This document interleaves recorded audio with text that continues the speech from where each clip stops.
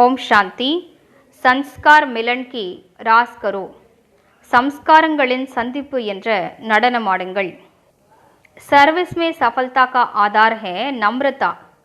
जितनी नम्रता उतनी सफलता. சேவையில் வெற்றிக்கான ஆதாரம் பணிவுத்தன்மையாகும். எந்த அளவிற்கு பணிவுத்தன்மையோ அந்த அளவிற்கு வெற்றி.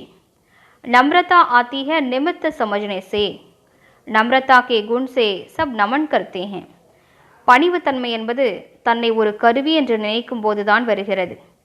பணிவுத்தன்மையின் குணத்தினால் அனைவரும் தலை வணங்குகிறார்கள். जो खुद झुकता है उसके आगे सभी झुकते हैं.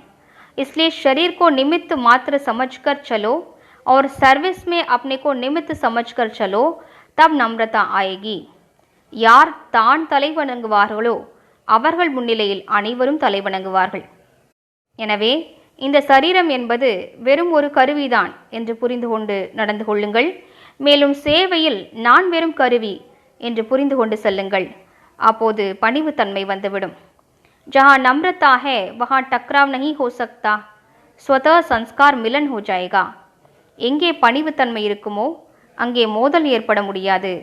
தானாகவே சம்ஸ்காரங்கள் ஒன்றிணைந்துவிடும். ஓம் சாந்தி.